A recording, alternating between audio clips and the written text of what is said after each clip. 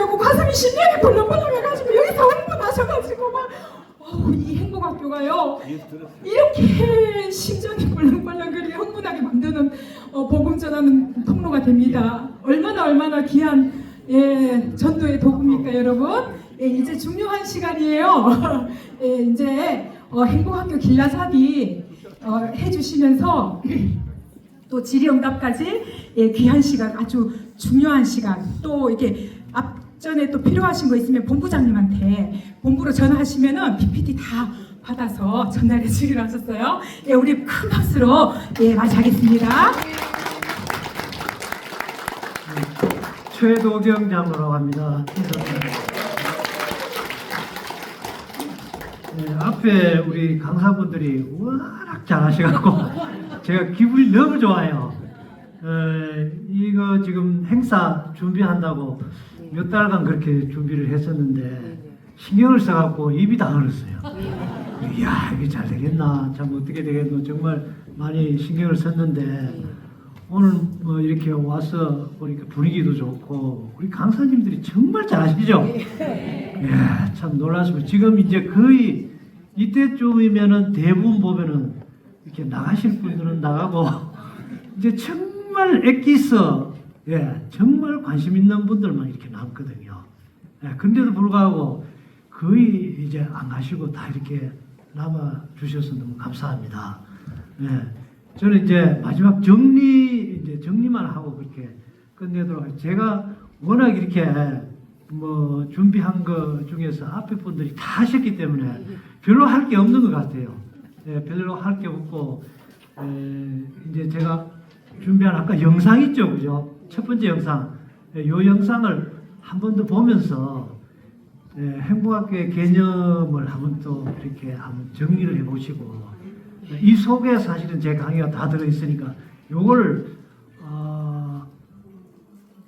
한 2주 정도 준비해서 제가 만들었어요. 직접 만드는 건 아닌데 어떻게 이렇게 통해서 제 아이디어로 이렇게 만들었는데 요게 제 강의가 그대로 들어있습니다. 그러니까 요것만 소화하시면 제가 강의할 게 없어요. 그러니까 한번 들어보시기 바랍니다. 2025년 대한민국은 초고령 사회에 진입했습니다. 이제 곧 하나님의 심판대에 서야 할 노인들이 전 인구의 20%입니다. 한국도농선교회에서는 이 노인들을 전도 대상으로 보았습니다. 노인 행복학교로 시작된 이 사역은 노년의 삶을 더욱 활기차고 의미있게 살아가시길 바라는 마음으로 청춘 행복학교라는 이름으로 새롭게 출발했습니다. 청춘 행복학교는 교회가 주체가 되어 예배당 안에 세워진 불신자들의 열린 놀이터입니다. 세상과의 간격을 좁히고 사랑의 다리를 놓는 이 사역은 노인들의 눈높이에 맞춘 다양한 놀이와 무대로 마음의 문을 열어갑니다. 그리고 함께 외치는 구호. 행복하게 살다가 잘 죽을 준비합시다. 이곳에서는 인생의 마지막 길을 함께 준비하며 자연스럽게 복음의 메시지인 천국 가는 약도를 전합니다. 천국을 소망하는 마음을 심어주고 교회가 마련한 다양한 행사와 프로그램을 통해 따뜻한 공동체로 초대합니다. 청춘 행복학교는 바로 성육신적인 사역입니다. 예수님께서 인간이 되어 우리와 함께 하셨듯 교회도 영혼 구원을 위해 불신자들의 눈높이에 맞춰 마음의 문을 열고 세상과의 간격을 좁혀가야 합니다. 함께 울고 함께 나누며 영원한 소망을 준비하는 곳. 지금 그 따뜻한 동행이 함께하세요. 청춘 행복학교는 누구나 쉽게 운영할 수 있도록 체계적인 프로그램을 준비했습니다. 비전문가라도 걱정 없이 누구나 쉽게 진행할 수 있습니다. 미자립교회, 소형교회, 중형교회 등 교회의 규모에 상관없이 적은 인원으로도 충분히 운영이 가능합니다. 규모에 대한 부담 없이 누구나 함께할 수 있는 사역입니다. 또한 청춘행복학교 본부와 든든한 후원사 예찬이 함께하여 저비용으로 안정적인 운영이 가능합니다.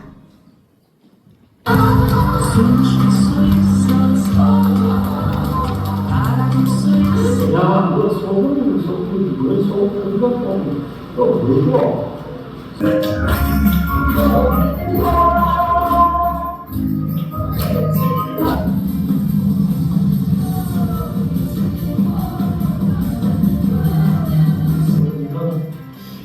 한 10명 정도, 한 5명 정도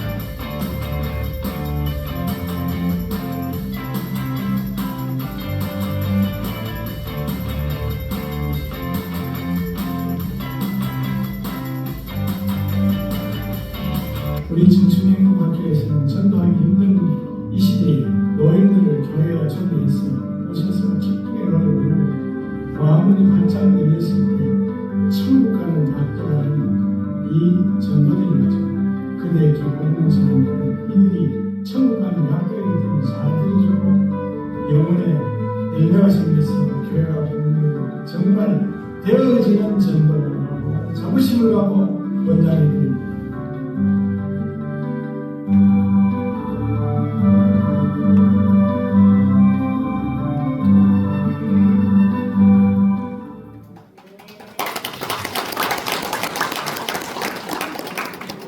한번 볼까요? 어떻게 주하나? 주여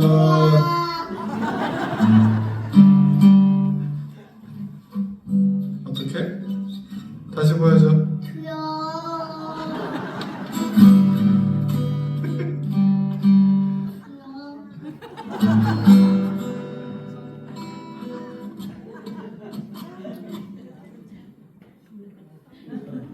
네, 3살짜리 우리 손자예요. 너무 귀여웠어 제가. 네, 오늘 강의 제목이 청춘행복학교 개념잡기인데요. 우리 김동현 목사님께서 개념잡기 너무 잘해주셔갖고 별로 할 게 없는 것 같아요. 그래서 그냥 넘어가겠습니다. 말씀도 하나 준비했는데요. 마태복음 10장 40절 말씀인데 너희를 영접하는 자는 나를 영접하는 것이요 나를 영접하는 자는 나 보내신 자를 영접하시고. 근데 이 말씀 중에 은혜가 되는 게요, 영접이라는 단어가 4번 나오죠, 그죠? 그런데 여기 한번 보세요. 순서가 말입니다. 순서가 어떻게 돼요? 전도자를 제일 먼저 영접하죠. 불신자 입장에서 봤을 적에. 두 번째는 예수님을 영접하고 하나님 영접합니다. 근데 행복학교를 하고자 하는 게 뭐냐면요, 전도자를 영접하게 하기 위해서 행복학교를 하는 겁니다. 무슨 말인지 이해 갑니까? 아멘. 그러니까 저는 사실은 평생 영업을 한 사람인데요. 영업을 하려고 하면요, 고객한테 나를 믿게 해야 돼요. 그럴 때 비로소 영업이 돼요. 그리고요, 그 사람이 나를 믿으면요, 그때부터 내가 무엇을 가져가도 다 사요. 쉬워요. 굉장히 쉬워요. 나를 먼저 믿게 해야 돼요.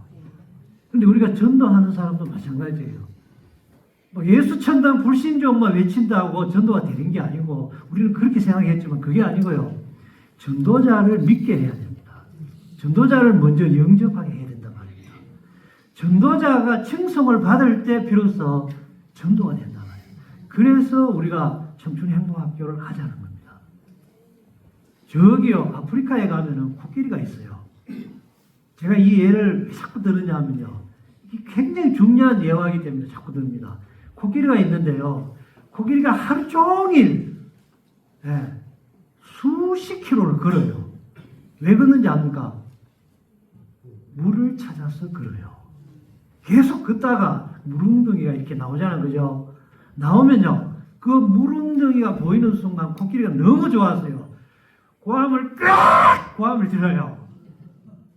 그런데 물웅덩이 가까이에 이렇게 갔을 적에 그 코끼리가요, 물웅덩이로 그냥 돌지는 않아요. 왜냐하면 무릉도에 미리 와 있는 다른 코끼리 떼가 와 있거든요. 근데 그게 바로 이렇게 들이대는 게 아니고 어떻게 하느냐면요.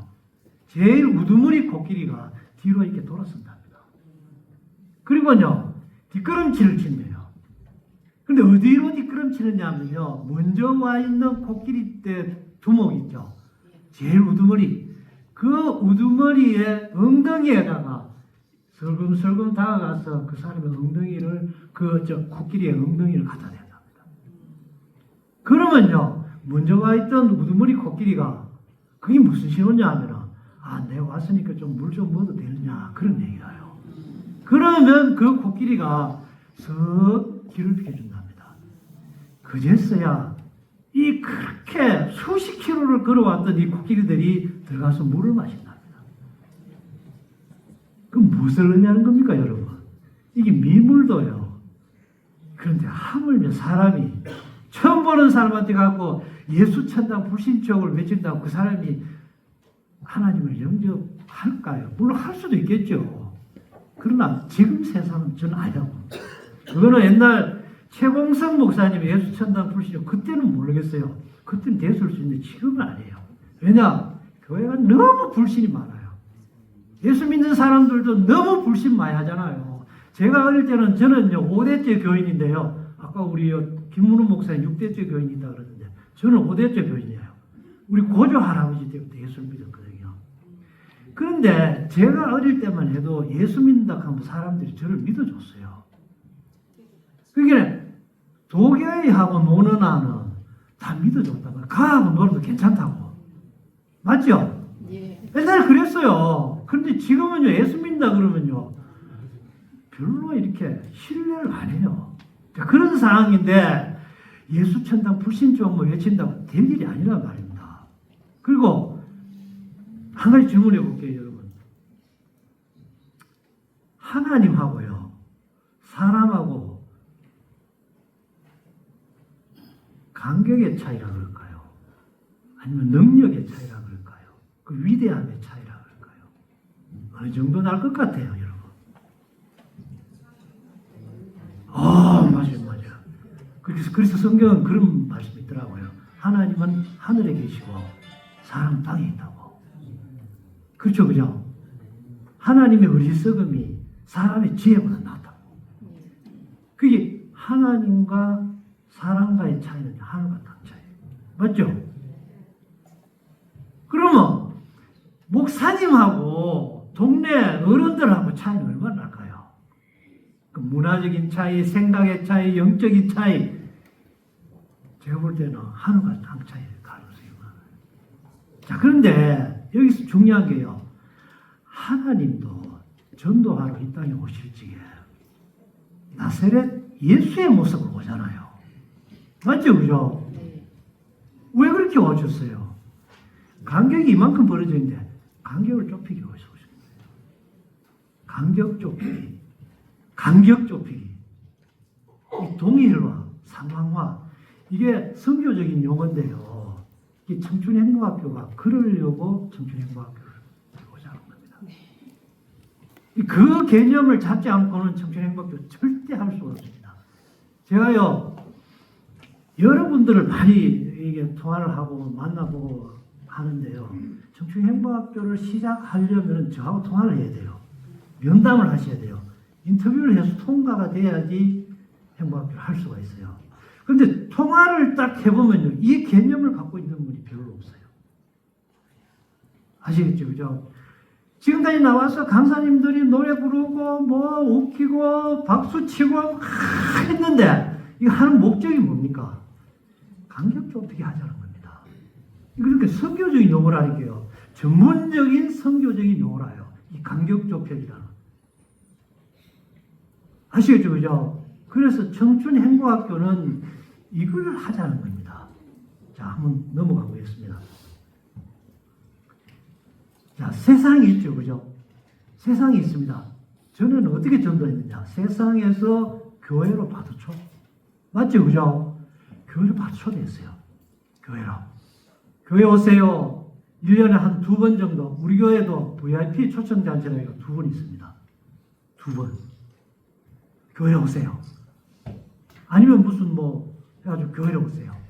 근데 교회 와도요, 한 번 딱 와서 목사님 설교 듣고 끝이에요.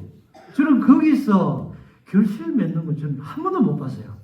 물론 한두 번 있겠지만. 그런데요, 제가 서재균 목사님의 그 부흥 비법이라 그럴까요? 그게 뭐냐면요, 1년에 예배당에 24번을 오게 하시더라고요. 맞죠? 그죠, 목사님? 이야, 안 믿는 불신자를 24번을 만약에 교회로 오게 한다면, 그럼 뭐가 돼도 될 거 아닙니까, 여러분? 그렇지 않아요? 야, 그래서 저는 서재균 목사님을 정말 존경하거든요. 아, 어떻게 24번을 교회로 오게 하냐, 초신자를. 여러분, 아까 그랬죠? 아무리 VIP 초청 자체다 2번이에요. 어떤 때 1번이에요. 1번 해갖고 전도하겠다고 그렇게 난리를 떠는데 돈을 얼마나 드는지 몰라요. 그런데 서재균 목사님 24번이에요. 어떻게 24번이고? 한번 보세요. 청춘 행복학교 한다고 12번. 맞죠? 12번 맞잖아요. 12번. 그리고요, 서재균 목사님 한 달에 한 번씩 초대를 해요. 어디서? 행복학교라는 놀이터에서 교회로 초대한단 말입니다. 이게 정말 기가 막힌 겁니다, 이게. 아시겠죠? 이게 청춘 행복학교 이거 이해하지 못하면 하지 마세요. 정말 이거 기가 막힌 겁니다. 요 개념만 가지시면 여러분들은 무조건 성공합니다. 아시겠죠? 네, 그러면은 청춘 행복학교 개념 잡기 할 필요도 없고요. 요것만 이해하시면은 네, 오늘 강의는 끝입니다. 자, 한번 넘어가 보겠습니다. 자, 그러면 어떻게 시작하나요?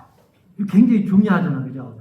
자, 회원가입, 이해와 결심, 소금도 이해해야 되고, 홍보도 해야 되고, 본부 인터뷰, 개교 준비, 리허설, 먼저 개교한다. 이제 이런 순서대로 주로 이제 이렇게 하게 되는데, 설립 절차를 한번 보면 이렇습니다.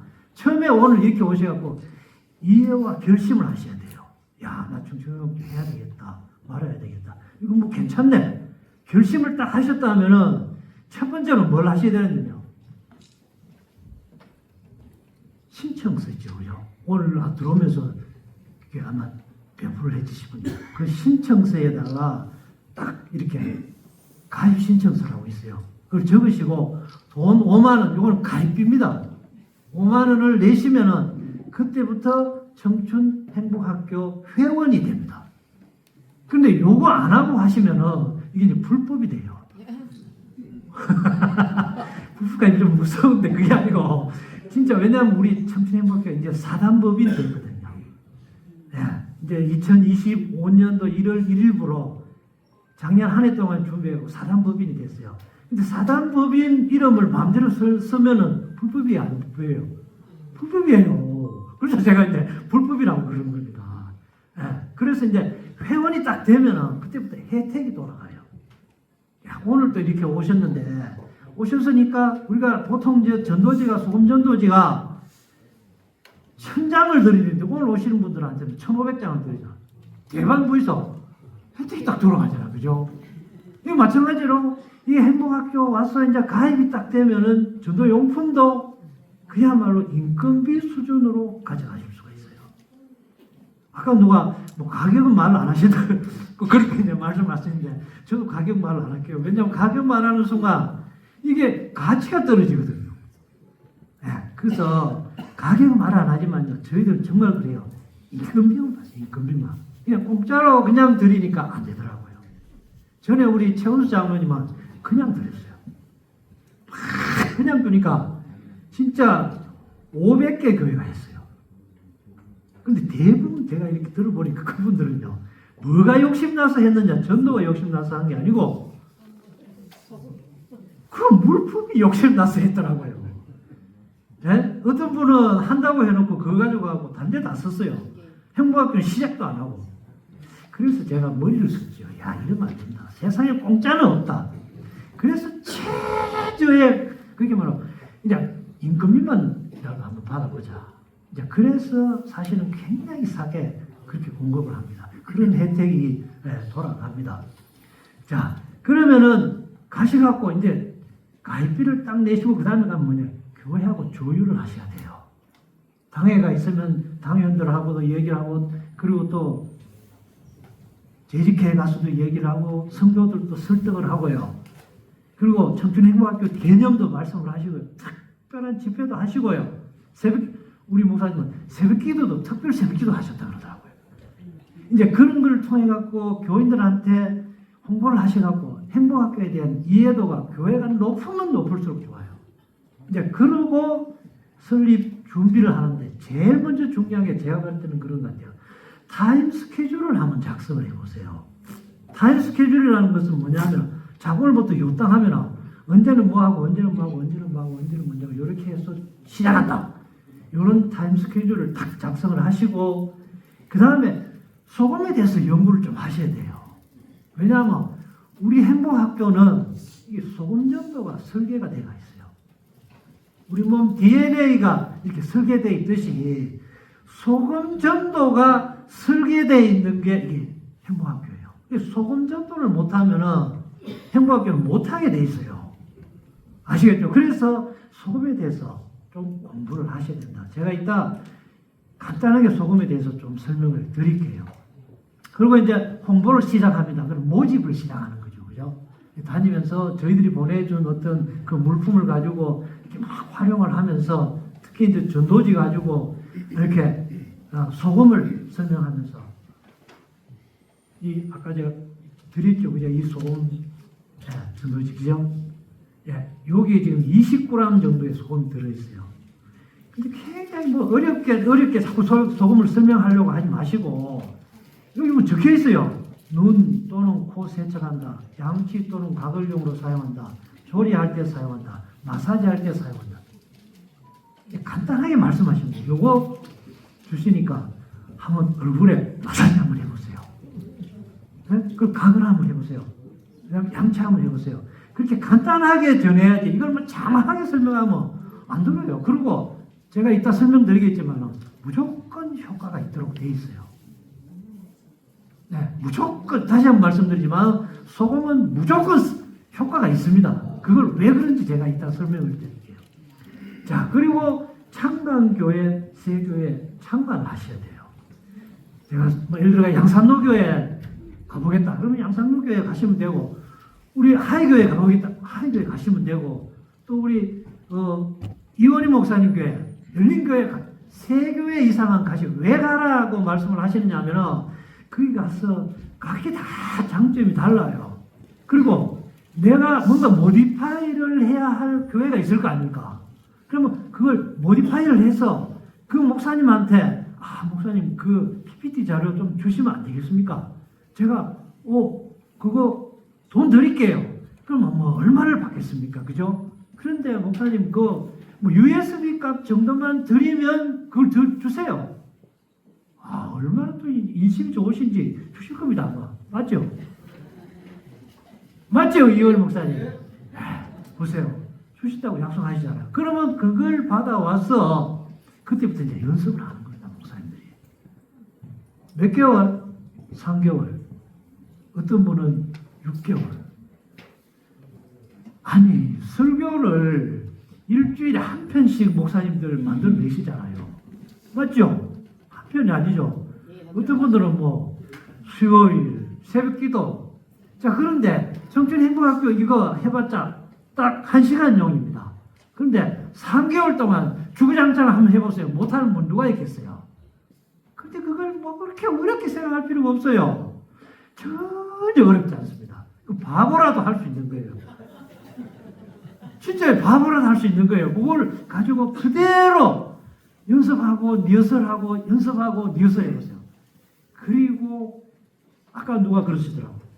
어르신들은 이게 깜빡깜빡하기 때문에 똑같은 거 해도 괜찮다고. 맞아요. 저도 똑같아요. 똑같은 거. 저는 서재림 목사님 저 강의를 진짜 수십 번 들었거든요. 근데 할 때마다 재밌거든요. 저도 그래요. 그런데 노인들이요, 한 달에 한 번 하는데, 그 걱정하지 마세요. 새로운 거 자꾸 하려고 생각하지 마시고, 똑같은 거 해도 전혀 관계없습니다. 이렇게 쉬운 거다. 그러고 이제 되거들라.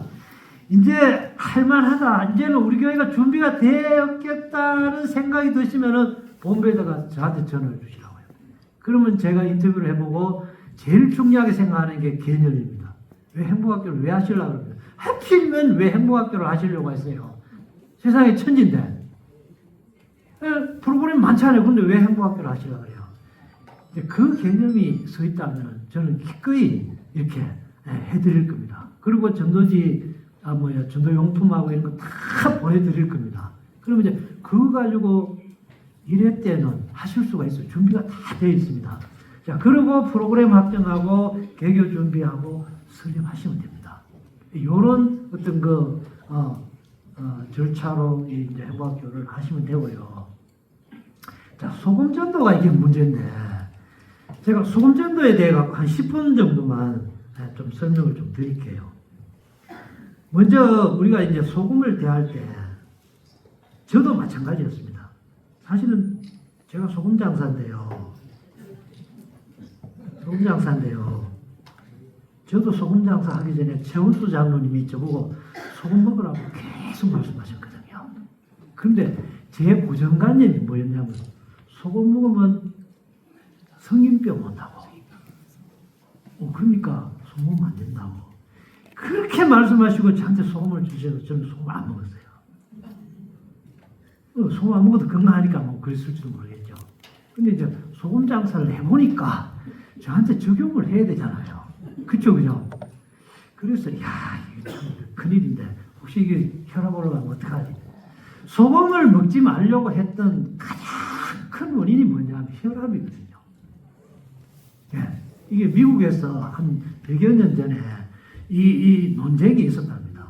그래서 의사들이 이제 소금에 대해서 막 연구를 했어요. 그래, 어떤 한 그룹은 소금 먹으면 혈압 올라가는 건 맞다. 한 그룹은 아니다. 막 논쟁이 붙었어요. 근데 이게 결론도 안 내리고 확실한 논문도 아니면서 어쨌거나 소금 먹으면은 혈압 올라가는 게 사실이다. 이렇게 해갖고 아마 소금을 먹으면 혈압 올라가는 그 팀이 이긴 것 같아요. 근데 왜 그렇게 됐느냐? 이 소금의 진실이라는 책이 있습니다. 그 책을 언제 한번 시간이 나면 한번 보세요. 거기 보면요, 이게 세상에는요 소금 장사가 있고요, 당 장사가 있어요. 당 아시죠? 당. 네, 설탕. 근데 이게 설탕 장사들이, 설탕 기업이 세상에는 다국적 기업이 굉장히 많습니다. 굉장히 큰 기업이 많아요. 이분들이 이 소금 다국적 기업 한 사람보다 힘이 좀 더 셌던 것 같아요. 그 왜 그러냐? 소금하고 이 당은요 굉장히 상관관계가 있어요. 소금을 먹게 되면 당을 안 먹고요, 당을 먹게 되면 소금을 안 먹어요. 그래서 당 장사들이 굉장히 밀어붙여 갖고 결국은 소금을 5g으로 그냥 하루에 5g으로. 그래서 여러분들도 다 아시다시피 소금 5g 먹으라 하는 게 유엔의 권고사항이 된 거예요. 자, 그런데 한 가지 이상한 게 있어요. 그 이후로 50년 동안 당시에 시작할 때에 미국의 혈압 환자가요 5에서 10%였답니다. 미국을 말합니다. 우리나라는 아마 거의 없었을 거예요. 5에서 10%. 그런데 지금은 몇 퍼센트인 줄 압니까? 예? 3명 중에 1명이 혈압 환자랍니다. 고혈압 환자랍니다. 미국이. 그리고요 우리나라도 똑같아요. 제가요 30년 전에만 해도 제가 병원에 다니면서 의료기기 제가 장사를 했거든요.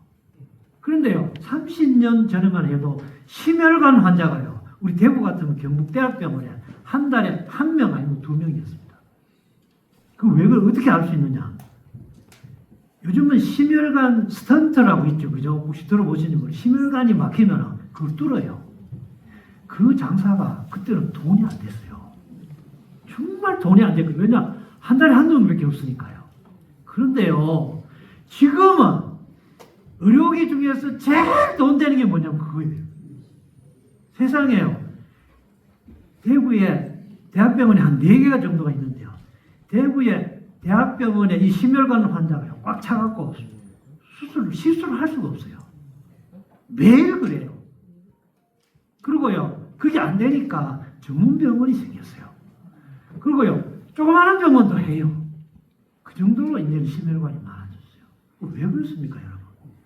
소금 5g만 먹으라 그래갖고 열심히 소금 먹었는데, 그러면 심혈관 환자가 없어야 되지 않습니까? 더 낮아져야 되잖아요. 그런데 그게 아니에요. 지금 그래서 학자들이 연구를 해보니까, 여러분, 이게 혈압이 높다는 얘기는 어떤 얘기냐면 이런 얘기입니다. 혈관이 두꺼워졌다는 얘기입니다. 이해가십니까? 혈관이 두꺼워졌단 말입니다. 혈관이 전에는 적당하게 아주 정상적인 혈관이었는데 이게 어떤 요인으로 인해 갖고 혈관이 두꺼워졌다는 말, 혈관이 통통하게 살아졌단 말입니다. 그러니까 자, 혈압이 그냥 정상적으로 이렇게 흐르다가 혈관이 두꺼워지니까 어떻게 돼요? 압력이 세질 거 아닙니까? 그게 고혈압이란 말입니다. 자, 그런데 소금을 먹는다고 해서 그렇게 되겠습니까? 소금을 먹는데 왜 혈관이 두꺼워져요? 소금은 어떤 역할을 하느냐면 이런 역할을 합니다.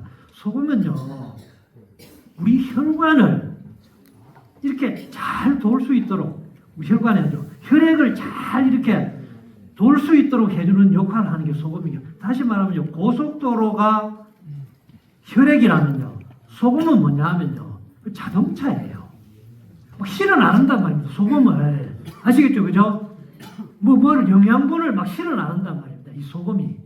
그게 소금입니다. 그런데 혈관벽이 두꺼워지게 할 수가 없죠. 절대로. 왜 그렇습니까? 결국은 운동 안 하죠. 당 많이 먹죠. 스트레스 많이 받죠. 많잖아요. 요인이 엄청 많잖아요. 이제 그런 여러 가지 요인에 의해서 혈관이 두꺼워져서 혈압이 올라가는 겁니다. 자, 그래서 연구를 이렇게 쭉 해보니까 이렇습니다, 여러분.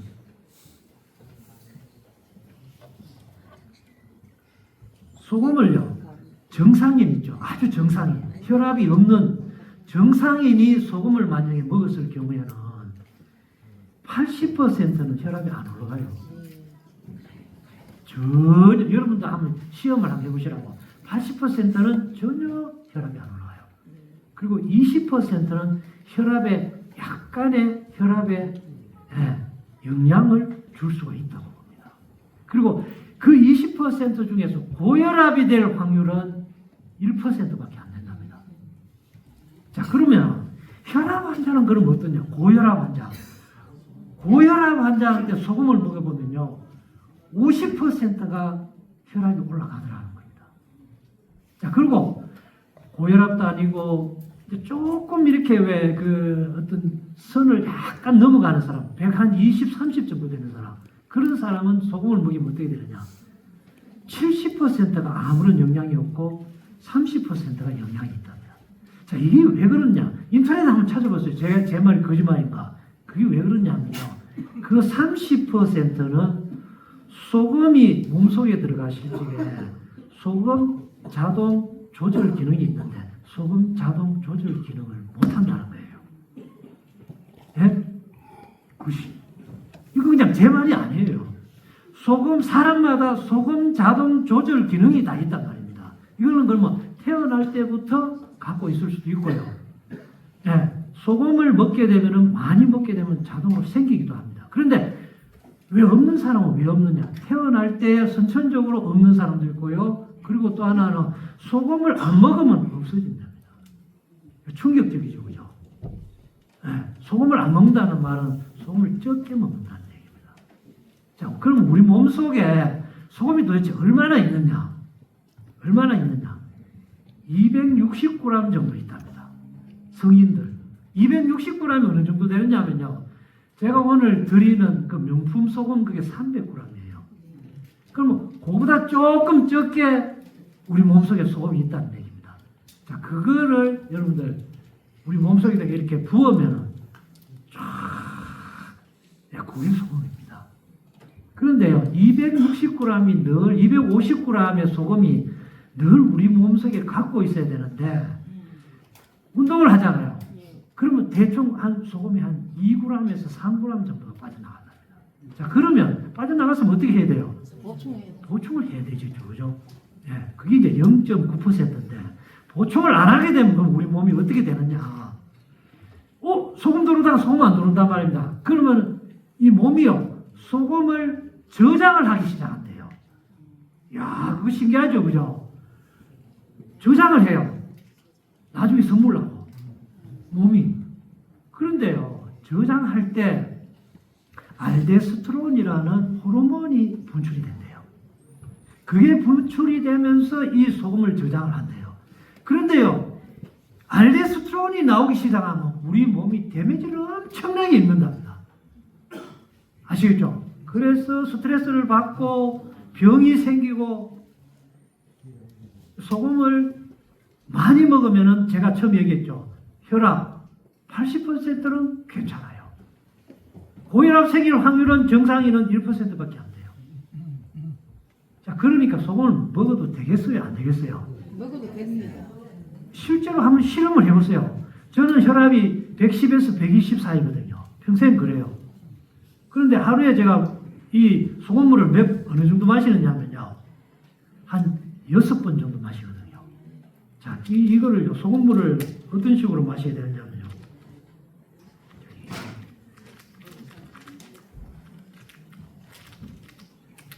이거를 저는 그냥 이렇게 부어요. 자, 부어갖고 이렇게 흔들어갖고 그냥 맛을 봐요. 그 숟가락에 얼마 였는다 자꾸 그렇게 말씀하시지 마시고 그냥 먹어보고 맛있네. 그럼 돼요. 사람마다 다 다르단 말입니다. 사람마다 다 달라요. 소금을 전혀 안 부어본 분은요, 이거 먹으면 와 짜다 이렇게 느껴지고, 소금을 많이 먹는 분은요, 이거 먹어도 지금 이거 먹었잖아요. 제가 먹어보면 괜찮아요. 조금 더 먹으면 더 맛있게 돼. 자, 그래갖고 이걸 조금 더 먹어요. 조금 더 먹고 이걸 어떻게 먹느냐? 하루에 물을 7잔 먹으라 그러잖아요. 이것도 제가 하는 소리가 아니고 의사가 하는 말이에요. 7번. 언제 먹느냐? 아침에 딱 일어나면은 소금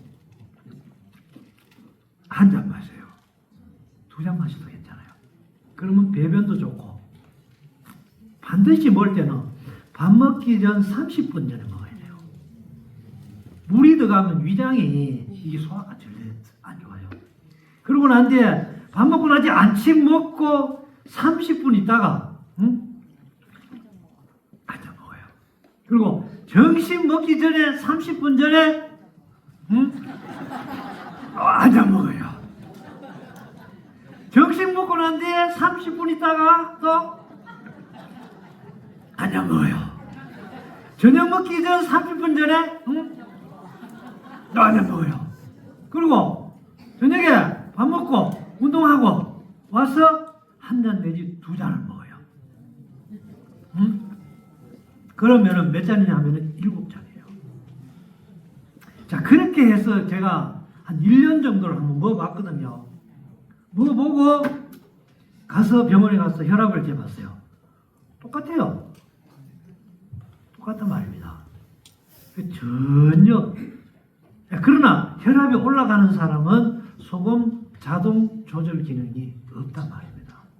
그 왜 그러냐? 소금을 워낙 안 먹었거나, 어머니가 뱃속에서 소금을 안 먹고 당을 많이 드셨거나, 요즘 젊은 사람들이 당뇨가 엄청 많잖아요. 소금 안 먹고 당만 먹어서 그래요. 큰일 났어요. 자, 그러니까 너무, 자, 노인들한테 내가 이 전도한다 그러면서 막 소금을 너무 이렇게 많이 권하면은 큰일 나는 거 아닌가? 그럼 내가 이걸 확신이 없는데 어떻게 자꾸 소금을 권하겠습니까? 그렇죠, 그죠? 네. 그러니까 제가 2가지의 근거를, 여러 가지 제가 소금책을 많이 봤는데요. 소금책 중에서 아까 소금의 진실이라는 책이 있어요. 그 책하고 그리고 소금이라는 책이 있습니다. 굉장히 두꺼운 책인데 소금이라는 책이 있어요.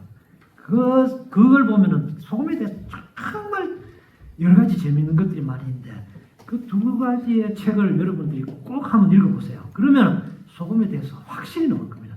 제가 소금 장사가 소금에 대해서 백날 얘기해봤자 별로 의미가 없을 수도 있어요. 그죠? 예, 그런 의미로 유대인의 법전에요. 준비된 식탁이라는 그런 책이 있는데요. 그 책에 소금에 대해서 이런 말이 있습니다. 제가 보면 너무 재밌어갖고 여러분들도 꼭 소개시키고 싶어요. 자, 소금은 오직 가운데 손가락 2개로 만져야 한다. 요거 가운데 손가락 2개로 만져야 한다. 소금은. 엄지로 소금을 만지면 자녀가 죽을 것이요. 와, 어마무시하죠, 그죠? 그리고 새끼 손가락으로 만지면 가난을 초래할 것이요.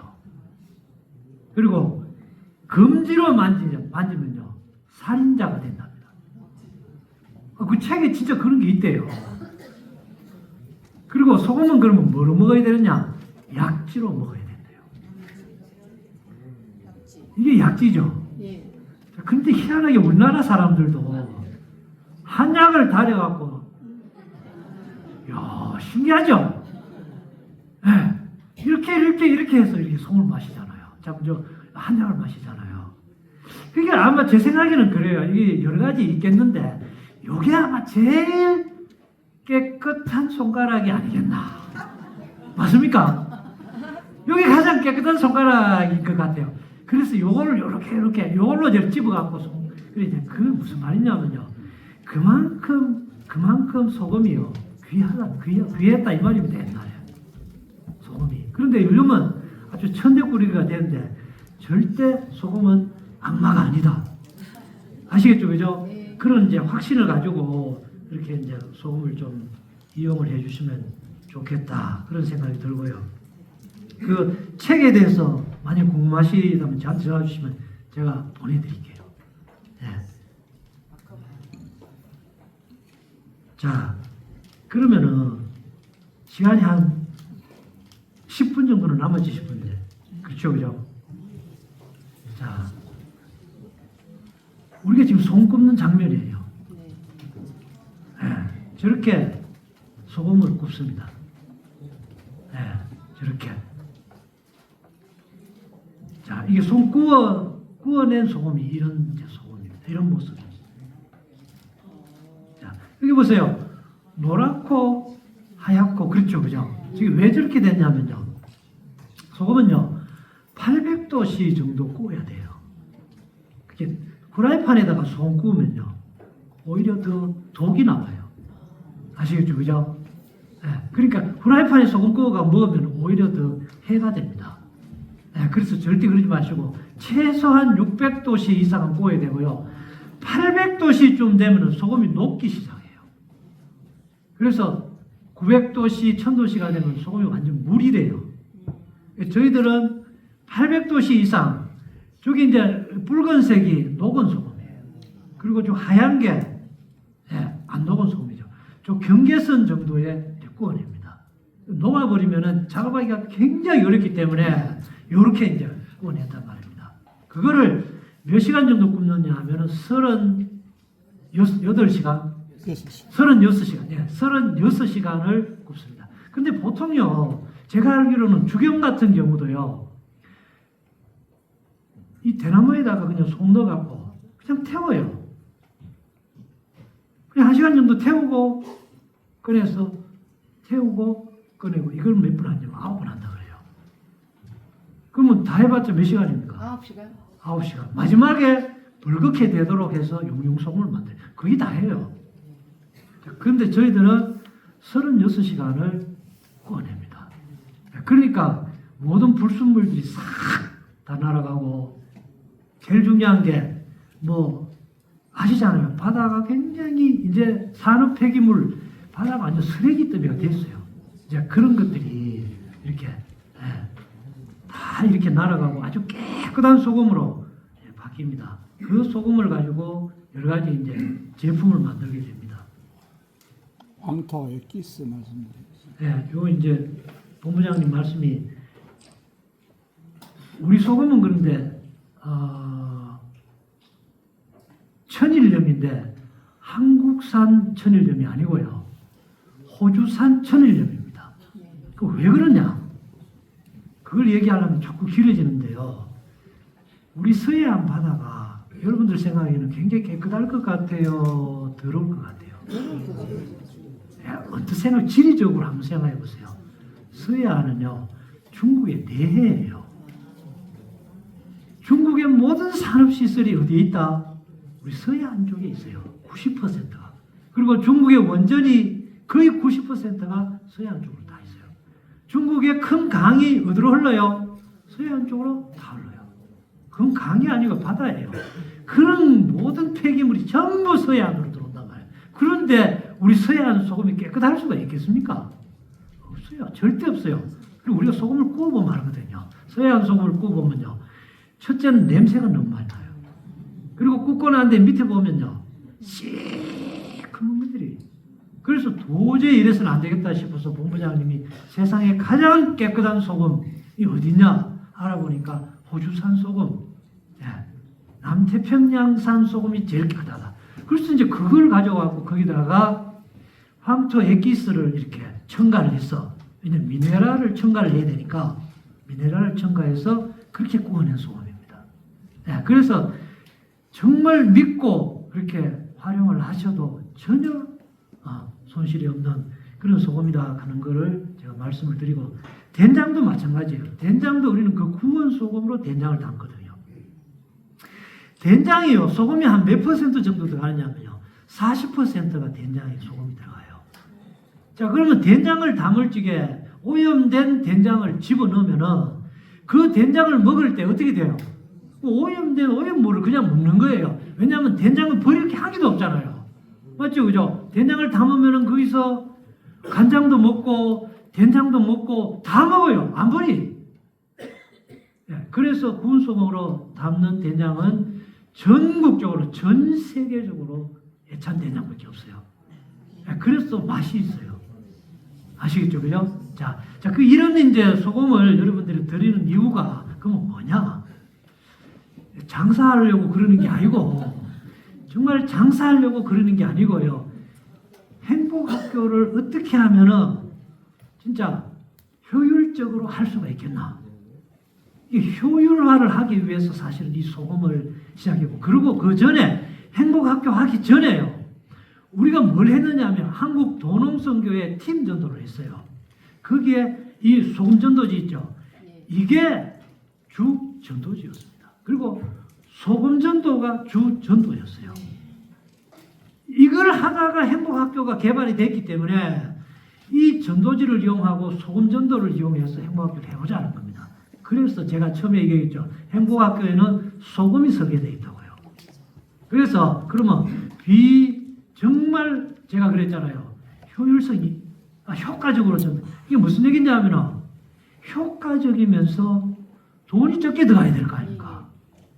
그 행복학교를 하시려고 그러면 돈이 많이 들어간다고 자꾸 그러지 마시고 명품 소금만 그냥 선물로 드리면 돼요. 그런데 그걸 가지고 명품 소금 플러스 뭐 빵 플러스 뭐 떡 플러스 뭐 또 뭐 바카스 뭐 그러지 마시라고. 저 어떤 데 가보니까 너무 많이 주시더라고요. 너무 많이 주시지 마세요. 왜냐하면 소금만 잘 활용해도 돼요. 왜냐하면 자, 이거 이야기 안 했네. 자, 병원에서요. 이게 이제 신장내과에서 실험을 해봤어요. 임상을 해봤단 말입니다. 어떤 임상을 했냐면요. 환자 오잖아, 그죠? 환자 오면은 전부 식염수를 한번 꽂아봤어요. 그리고 식염수를 안 꽂는 그룹을 한번 만들어봤어요. 자, 그런데 신기하게도 식염수를 꽂는 그룹의 50%가 호전이 되더라는 거예요. 그래서 병원에서 뭐라고 신양학회에서 발표를 했냐면 오는 환자들 전부 닌겔 꽂으라 된 거예요. 아시겠죠? 네. 아프거나 안 아프거나 가면 우리는 무조건 니길 꽂아요. 그 왜 그러느냐? 어떤 분의 이야기를 들어보면은 그분도 의사인데 우리나라 사람은 무조건 소금이 부족하답니다. 왜 그러냐? 왜 그러냐? 첫째, 여러분들 기에 딸도록 그렇게 많이 들었잖아요. 저염식 하라고. 맞죠? 그래서 아마 여기도 저염식 하는 분 많을 겁니다. 두 번째, 채식하라 그러죠. 채소 속에는 소금이 있을까요? 없을까요? 없습니다. 없어요. 채소 속에 소금이 들어가면 죽어버려요, 소금이. 아시겠습니까? 그리고 세 번째, 물을 많이 먹으라 그래요. 예. 그렇죠, 그죠? 예. 현대인들은 그래서 세 가지를 하다 보니까 물을 많이 먹으면 어떻게 돼요? 소금이 자꾸 쉽게 나가요.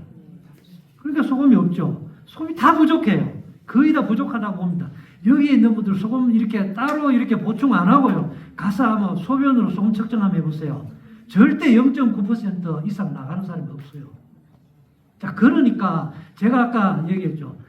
이거 갖다가 누구한테 주면은 무조건 효과 있다는 얘기가 소금이 부족해서 오는 질병은요. 소금 먹이면 무조건 직방입니다.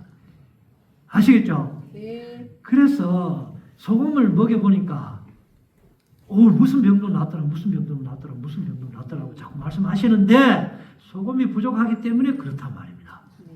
그래서 잘 낫는 겁니다. 본래 소금을 먹이면 본래 소금이 또 효과가 좋고요. 그런데 제 말은 깨끗한 소금, 좋은 소금을 먹자는 얘기입니다. 네. 네, 이제 그 말씀을 꼭 드리고 싶고요. 여기까지 하겠습니다. 여기까지 하고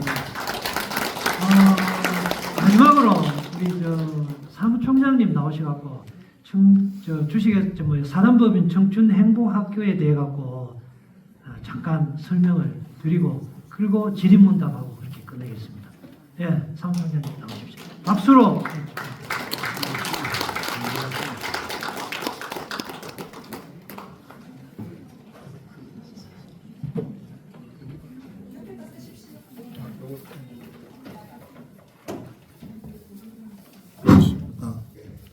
예, 저 사단법인 청춘행복학교 사무총장 권계바 목사 인사드리겠습니다.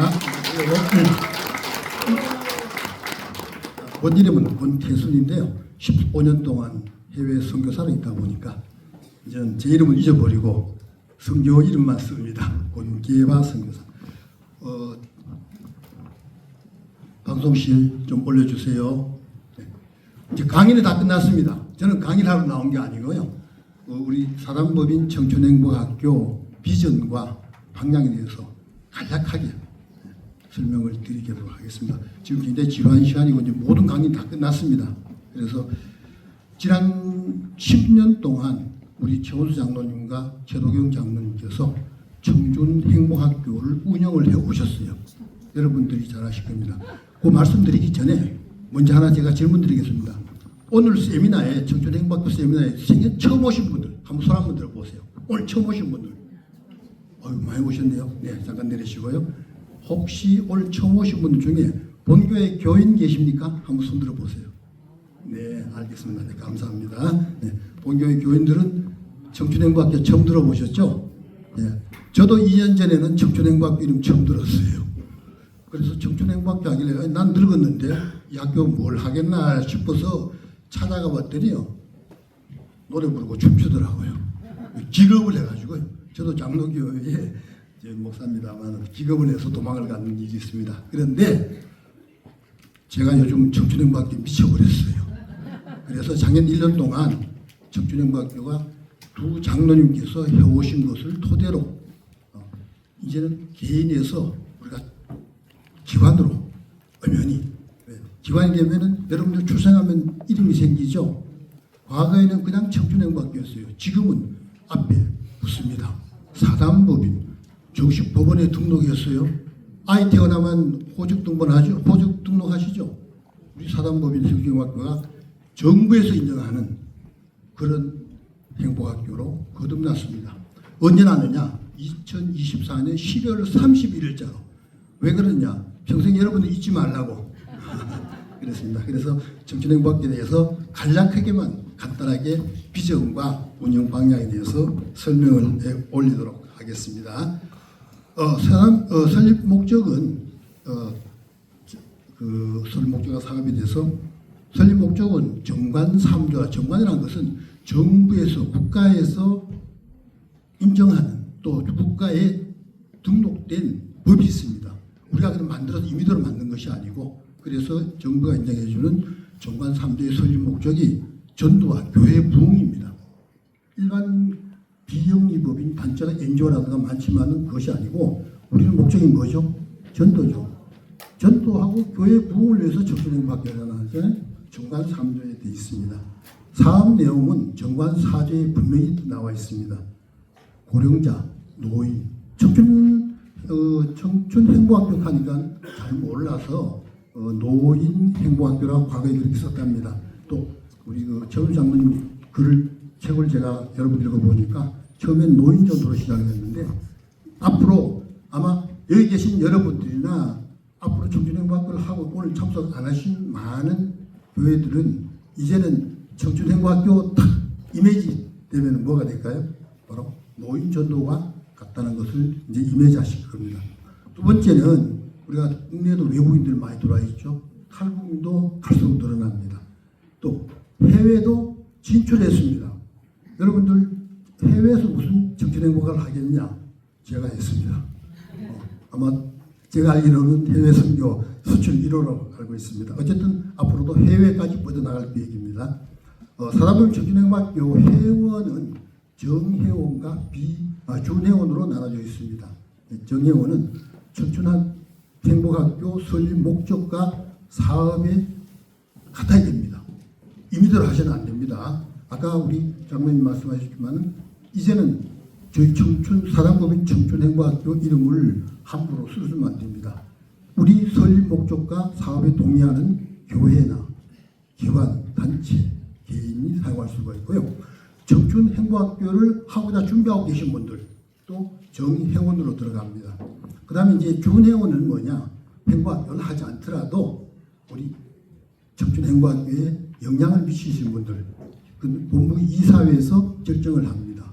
그 다음에 청춘행복학교 발전에 크게 기여하신 분들 우리 뭐 헌금 많이 하셔도 괜찮습니다. 찬조금 많이 하셔도 좋고요. 어쨌든 청춘행복학교는 정회원과 준회원이 있다는 것을 알고 계시고요. 조직은 본부에 과거에는 본부장, 부본부장 뭐 이렇게 나와 있는 것은 직책입니다. 그대로 지금 사용하십니다. 본부장님은 우리 최원수 장로님이시고 부본부장님은 우리 최도경 장로님 하신데 본부에는 이사회가 조직되기 때문에 이사회 속에는 이사장과 이사들이 되어 있고요. 감사가 있고 사무국이 있습니다. 과거의 개인 때하고는 좀 다르죠. 그리고 OTM을 관리하는 연구원이 계십니다. 연구원은 누구냐 하면 선생님 목사님이세요. 그 다음에 후원 및 자문위원회가 있습니다. 앞으로 이렇게 하고 연구원에는 5개의 팀이 있습니다. 프로그램 개발팀이 있고 홍보팀, 공연지원팀, 건강강의팀. 왜 건강강의를 넣느냐? 노인들한테는 건강강의가 굉장히 필수적입니다. 그래서 건강강의팀을 들어가 있습니다. 다음 미디어 지원팀이 들어가 있고요. 그 다음에 지부가 현재 15개 지부로 지금 나눠 있습니다. 광주, 전남, 전북, 부산, 울산, 경남 동부, 경남 서부, 대구 영산, 경북 남부. 아까 경북 남부에 강의하셨던 이원희 목사님, 경북 북부에는 우리 이영남 목사님, 대전, 충남, 충북, 그다음 인천, 경기 서부까지 관장을 하고요. 경기 동부. 그다음에 서울에는 현재 강북과 강동으로만 구성이 되어 있습니다. 앞으로는 강남, 서울은 수도권 넓은데 앞으로 수도권으로 많이 진출할 계획입니다. 그리고 강원도 이렇게 15개의 지부가 형성이 되어 있습니다. 자, 우리 네 번째 마지막 운영 방안에 대해서 간략하게 설명을 드릴게요. 대상은 교회와 청춘행복학교 하니까 교회만 한다는 게 조금 소극적으로 생각하시는 분이 계시는데 청춘행복학교 대상은 교회뿐만 아니고 기관과 단체 어디든지 우리 정관에 부합되는 데는 할 수가 있습니다. 방법은 매주 할 수도 있고요. 격주 할 수도 있고 매월 할 수 있고 2달에 한 번 할 수도 있습니다. 지금부터 그런 데도 있습니다. 2달에 한 번씩 등기 석 달에 한 번 할 수도 있고 6개월에 한 번 할 수도 있고 또 수시로 할 수도 있습니다. 각 행복학교의 여건에 따라서 하시면 됩니다. 단 본부하고 상의하시는 게 좋습니다. 하시도록 부탁을 드리고요. 프로그램 표준안이 있습니다. 이 본부 청행 교재가 있습니다. 여러분들 아마 아까 보시는 게 계신데 이 청춘행복학교 운영법이 이게 우리 최원수 장로님과 최동인 장로님이요 10년 동안 경험이어서 또 여기 계신 아까 강사님들을 비롯해서 사례집 너무나 잘 돼 있어요. 제가 이걸 읽고 여기서 반해가지고 청춘행복학교에 같이 일을 하게 됐습니다. 근데 3번 읽으면요 완전히 동기가 생기고요. 5번 읽으시면은 용기가 생기고 7번 읽으시면은 청춘행복학교 개교를 할 수 있을 정도입니다. 물론 우리 아까 최동인 장로님이나 아까 그 김동겸 목사님께서 설명하셨습니다만 이 책이 너무나 잘 돼 있어요. 그래서 제가 한번 물어봤습니다. 왜 이 책이 베스트셀러가 안 되지? 정말 여러분들 이 책을요 한번 3번만 통독하세요. 그러면은 청춘행복학교 개념 잡기 설명을 오늘 장로님이 잘 하셨지만요. 요 문 밖에 나가면요 여러분 기억 안 납니다. 각 교회 목사님들 설교하고 문 밖에 나가는 분들 붙들고 오늘 설교 뭐 했습니까? 물어보면은 뭐라고 대답합니까? 몰라요. 제목도 몰라요. 마찬가지입니다. 그러나 이 책을요 정말 3번만 읽으세요. 그러면은 이 속에 다 들어있습니다. 이게 베스트셀러가 될 줄로 믿습니다. 어쨌든 프로그램을 따라서 그 다음에 지역 특성에 따라서 응용을 하시면 돼요. 꼭 이대로 하는 건 아닙니다. 그래서 앞으로 지금까지는 세미나를 본부 주관으로서만 이렇게 했는데 앞으로는 지구라든가 지역별 그 다음에 소규모 시차를 줬습니다. 각 필요할 경우에는 세미나를 대창하도록 그렇게 하겠습니다. 5번째 자 그러다 보니까 제일 중요한 게 뭡니까? 세미나라든가 청춘행복학교를 하려니까 강사 문제가 돼요. 그죠? 그런데 강사 문제는 크게 걱정 안 하셔도 됩니다. 앞으로 본부와 지부장님께서 추천하신 분들이 강사들을 초빙해서 여러분을 할 때 할 수 있도록 그렇게 지원하겠습니다. 단 내규 적합자라야 됩니다. 우리 중간에 벗어나면 안 됩니다. 신천지 들어오면 안 되죠. 그죠? 그리고 조계종 총무원장 와서 할 수 있습니까? 안 되죠. 그것만 빼고 우리 내부 규정에 합당한 사람들은 강사를 세운다는 말입니다. 그 다음에 여러분들 물품을 주문을 하셨죠. 지금까지는 뭐 종종과 똑같이 하셔도 됩니다. 다만 앞으로는 청춘행복학교를 통해서 단 회원에 한해서입니다. 비회원은 안 됩니다. 우리 청춘행복학교 회원들은 청춘행복학교로 주문을 하시게 되면은 아까 우리 장로님이 설명하셨어요. 보너스가 나간다는 거. 그죠? 예. 저도 금액은 말씀 안 드리겠습니다만은 이때까지도 많은 혜택을 보신 걸로 알고 있습니다만 앞으로도 계속 종종과 같이 지원됩니다. 그러면 청춘행복학교가 어떻게 앞으로 운영될 것이냐? 지원은 뭐냐? 회원들의 회비와 그 다음에 후원금, 찬조금, 지원금, 물품 후원이 있습니다. 요거는 정부에서 지정한 수입입니다. 우리는 비영리법이기 때문에 영업행위를 할 수 없습니다. 물건을 사고 팔고 할 수 있는 기관이 아닙니다. 그 전도와 교회 부흥이 목적이기 때문에 여러분 이렇게 찬조 후원하신 분들에 대한 인센티브가 법적으로 정해져 있습니다. 그래서 그건 나중에 상세한 것은 여러분들이 개별 질문을 하시면 답변해 드리도록 하고요. 세제 혜택이 있는데 이 우리는 공익법인으로 들어왔습니다. 개인이 아니기 때문에 공익법인에 대해서는 기부금이나 찬조금에 대해서는 또 물품 선물에 대해서는 엄청난 세제 혜택이 있다는 것을 말씀드리고요. 그 10번째로 우리 사단법인 청춘행복학교 홍보와 광고는 지금까지도 해왔지만 앞으로는 좀 체계적이고 조직적으로 안내 책자를 지금 준비하고 있습니다. 그리고 홍보용 팜플렛 지금 전도하러 다니시거나 아니면은 청춘행복학교를 위해서 각 교회 목사님들을 만나보면은 첫 질문이 뭐 하는 데죠? 이렇게 해요. 그래서 우리가 간단한 책자라든가 홍보 팜플렛을 지금 준비를 하고 있습니다. 오늘도 아까 동영상을 잘 보셨죠? 처음으로 만드는 참 잘 만들었어요. 또 보강을 해서 하고 이번에 혹시 한 번 더 질문하겠습니다. 이번에 극동방송을 통해서 오늘 세미나 광고가 나갔어요. 전국에 13개 있는데 이 부산 권역 외에는 광고를 안 해준다고 규정이 돼 있어서 5개 지역만 나갔어요. 혹시 극동방송 오늘 세미나 광고 보신 분 손 한번 들어주실래요? 죄송하지만 부산, 포항, 대구, 창원 쪽에서 광고가 나갔습니다. 앞으로 매스컴을 통해서 CT에서 계속 우리 청춘행복학교에 대해서 광고를 준비하고 있습니다. 자, 이제 마지막으로 우리 청춘행복학교 개설회원입니다. 그냥 하고자 하는 게 아니고 목표가 있습니다. 여러분도 개인이 목표가 있고 교회가 목표 있듯이 청춘행복학교 목표는 1000개입니다. 네. 별로 안 놀라시네요. 코로나 전에 아까 말씀드렸습니다만 520개가 교회가 청춘행복학교를 한다고 그 자료를 제가 봤습니다. 물론 다 했는지 안 했는지 저는 모르겠는데 어쨌든 1000개 지금 한국의 교회가 몇 개죠? 대충 5만에서 6만 정도로 지금 보고 있습니다. 1000개는 뭐 숫자가 아니죠. 그래서 앞으로 청춘행복학교가 1000개를 목표로 여러분과 저 기도하면서 나가면 분명히 좋은 결실을 맺을 수 있습니다. 기타 오늘 짧은 시간에 청춘행복학교에 대해서 많은 훌륭하신 강사님들 통해서 어떻게 해요? 긴 시간. 짧은 시간에 긴 시간. 짧은 긴 시간하고요. 네.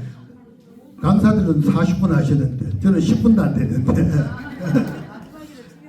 그렇습니다. 예, 그래서 아까 전화번호로 문의하시면은 자세하게 설명을 해드리도록 하고요. 저는 다 끝났고 이제 그 마지막 질의응답은 우리 장로님 나오셔가지고 진행하도록 하겠습니다. 네, 이상입니다.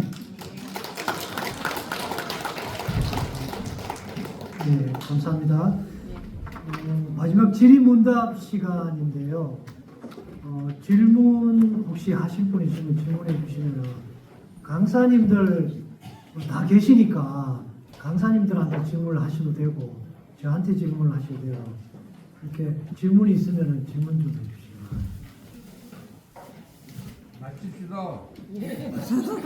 그냥 마칠까요? 네. 그럼 마치겠습니다. 그럼 우리